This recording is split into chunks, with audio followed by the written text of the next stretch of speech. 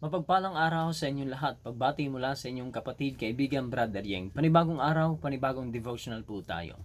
Ang pamagat ng ating devotional sa araw na ito ay In the Presence of the Infinite. At ang ating Bible verse ay ating mababasa sa aklat ng Daniel chapter 3 verse 25. Ang sabi po dito mga kapatid, He answered and said, Lo, I see 4 men loose, walking in the midst of the fire, and they have no hurt, and the form of the fourth is like the Son of God. Doon sa lugar ng Babylonia na pinaghaharian ni King Nebuchadnezzar, nagpatayo siya ng isang napakalaking imahe at kanyang ipinag-utos na sa pagtunog ng plauta, trumpeta at ng iba't ibang mga instrumento pa nila doon, luluhod at sasamba ang lahat ng mga tao. Ang tatlong kaibigan ni Daniel, si Shadrach, Meshach at Abednego, ay hindi lumuhod, hindi sumamba doon sa imahe na ipinasasamba ng hari, sapagkat malinaw sa kautusan ng Diyos. Hindi ipinahihintulot ng Diyos na ang kanyang mga anak, ang tao, ay sumamba sa mga Diyos-Diyosan, sa mga imahe. Kaya mga kapatid, hindi nakapagtataka na ito pong tatlong mga kaibigan ni Daniel ay hindi talaga sumamba sa imaheng itinayo ni King Nebuchadnezzar. Ngayon, dahil sila ay hindi sumunod sa utos ng hari, sila po ay mayroong kaparusahan. At ang kaparusahan sa kanila itatapon doon sa horno. At itong horno na ito ay pinainit ng 7 beses pa.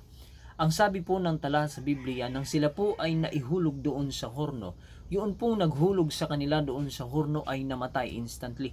Namatay dahil sa sobrang init. At sa pagpapatuloy ng kwento, tiningnan ng hari ang kanilang ihinulog doon sa horno. Kanilang pagtataka mga kapatid, mga kaibigan, hindi lamang nagalusan, hindi lamang nasaktan, ni yung kanilang mga suot na damit, yung mga ihinulog nila doon sa horno. At isa pang nakapagtataka, 3 yung kanilang hinulog, ang kanilang nakikita sa baba ay 4 na. At yung pang-4 ay tila baga ay nasa pormang anak ng Diyos.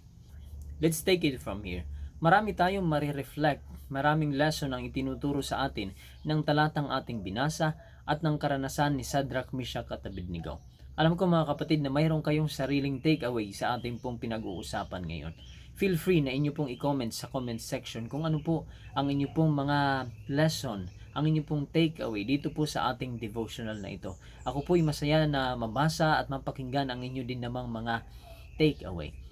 Ngayon para sa akin mga kapatid, number 1, mahalaga na atin pong kilalanin ang kautusan ng Diyos higit sa utos ng tao. Madalas ang utos ng tao hindi sumusunod sa pamantayan ng kautusan ng Diyos. At ikay mamimili kung alin ang susundin mo, ang utos ng tao o utos ng Diyos. Piliin mo ang utos ng Diyos. Pangalawa, huwag ka maghanap ng ebidensya para manampalataya sa Diyos. Manampalataya ka sa Diyos at bibigyan ka niya ng ebidensya.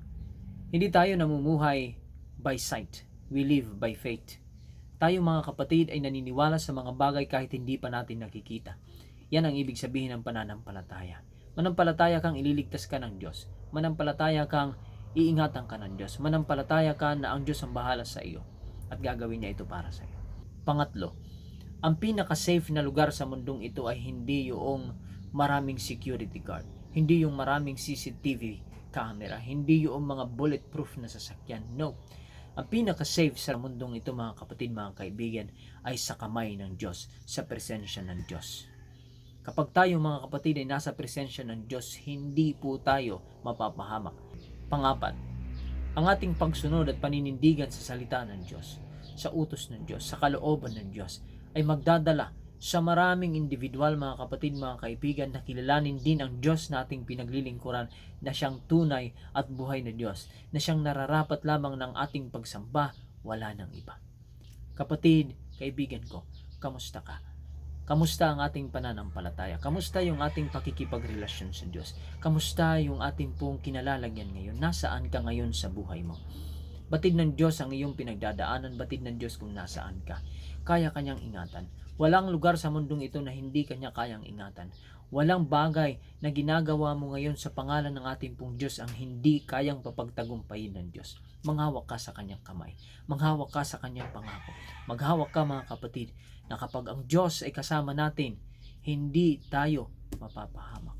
Nais mo ba, kapatid, kaibigan ko, na ilagak ang buhay mo sa kamay ng ating pong Diyos? Ilagak ang tiwala sa kamay ng ating pong Diyos. Nais mo ba na sa araw na ito't sinasabi mo, kapatid, kaibigan ko, Panginoong Diyos, wala akong ibang susundin, wala akong ibang paglilingkuran, kundi ikaw lamang. Ikaw lamang na tunay at buhay na Diyos, wala nang iba. Kung ito ang iyong nais, kaibigan, kapatid ko, tayo po ay mananalangin. Dakila naming Ama, dinudulog namin na tulungan kami na magkaroon kami ng paninindigan sa iyong salita, sa inyong pangako, sa inyong kalooban, sa inyong pangalan. Salamat sa inyong patuloy na pag-iingat, sa pagkakaloob ng pagtatagumpay at pagbabantay sa amin sa pangalan ng aming Panginoong Hesus. Amen.